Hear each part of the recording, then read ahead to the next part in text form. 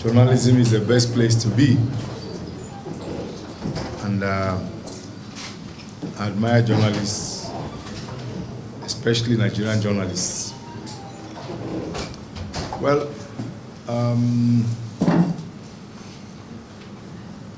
I suppose you have permitted it, and that's why it's like this. Otherwise, in my village, and I've always told people that I come from Oshongo. Oshongo, I'm not sure is on the map yet, and that's where I come from. My village, when you invite people to a meal, you allow them to eat before you talk. It looks like we in the city is a bit different, isn't it? So maybe if you permit me to talk now, it means I may not talk again. I will only probably, if I have something to say during the interactive session, maybe I can do so, but I will just make a few remarks and then the evening can continue. First of all, I would like to thank you all for coming for this dinner. It's not always easy having journalists together for an occasion like this, because there is always a beat to cover somewhere or an item to pursue, a story to be seeking for. So for you to have made out this time, I must tell you, we really appreciate it. And I want to thank you for coming. We've had this program in mind for a long time. And I remember that one of the journalists met me a week or two ago and was asking me, when is this dinner going to come up? I said, very soon. He said, no, this very soon is getting too long. So I called my media people and said, look, let's end this very soon story now and fix a date. And so I'm glad that it has happened. It's only the first of it. And I think we are going to have a bigger one. This one is just for those of you that cover the commission, and to tell you that we appreciate your work, your partnership, your friendship, and above all, your commitment to pilgrimage matters, and especially to Ncpc.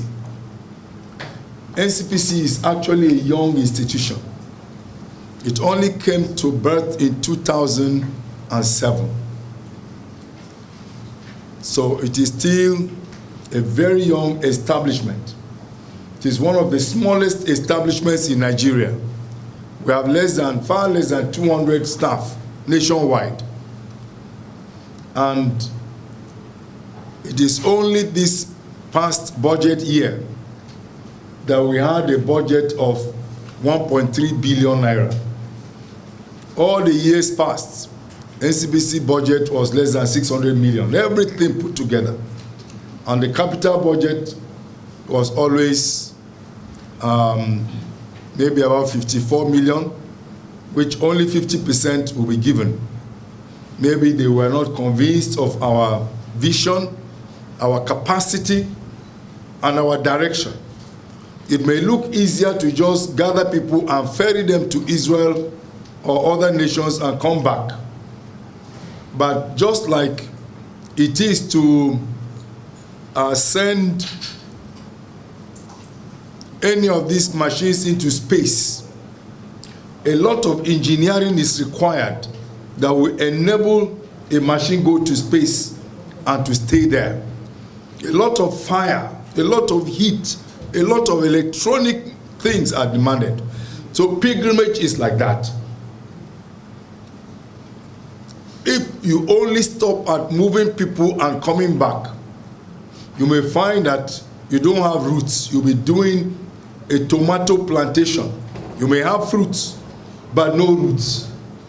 So for you to have roots, there ought to be some structural inputs that will make the pilgrimage program more consistent and predictable and engaging for the entire communities that benefit from it.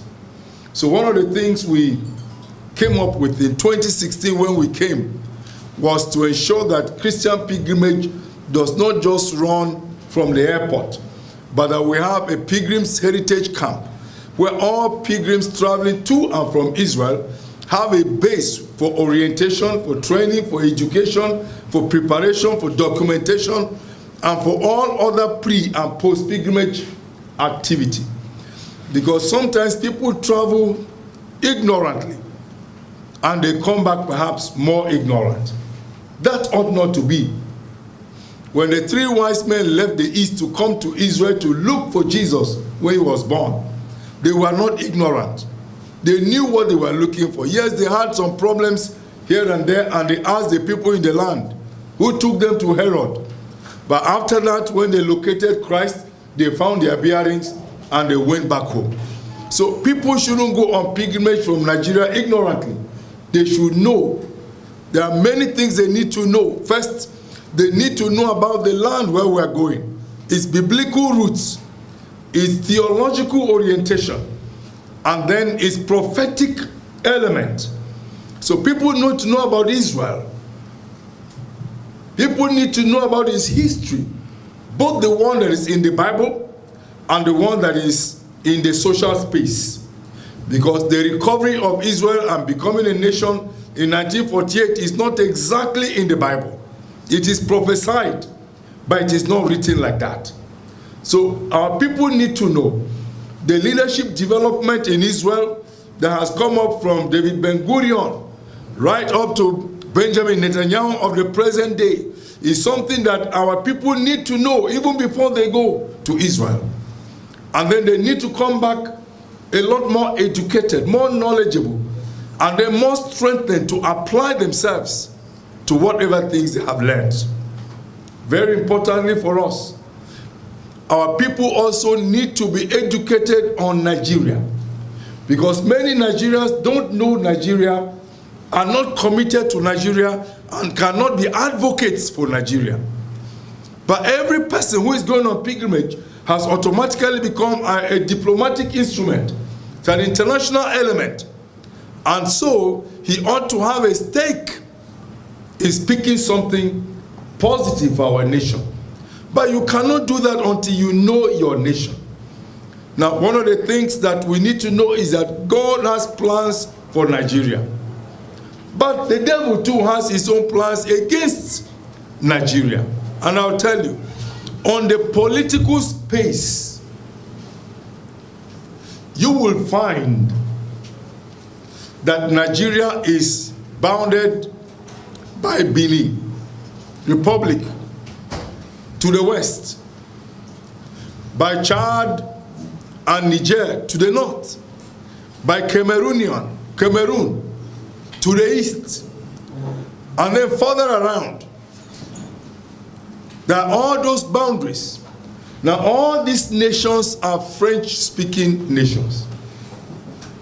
So that interaction between Nigeria and its neighbors is more difficult than interaction between Nigeria and America. Because there is a language barrier, there is a cultural limitation, there is an engagement hiatus, and there are issues that hinder Nigeria expanding in terms of expression of its ideas beyond the walls of the nation. But as it is in the physical, so it is in the spiritual. Because Satan has also built his own arrangement around Nigeria in the spirit realm, so that you don't see beyond the smoke. Nigeria finds it difficult to break out. Can I tell you that at this time in our national life, the Christian church in Nigeria is the strongest, most populous, most inventive, most creative, and most financially endowed, and of course, manpower endowment is also there. It's in Nigeria that if you attend a meeting, a Christian meeting of 5,000 people, 4-5 million people, Mountain of Fire, 3, 4, 5 million people. Christ Embassy, 3, 4, 5 million people. So many churches, apostolic church, so many, that when they hold a meeting of 2, 3, 4 million people, it's a matter of course. No nation in the world has what Nigeria has.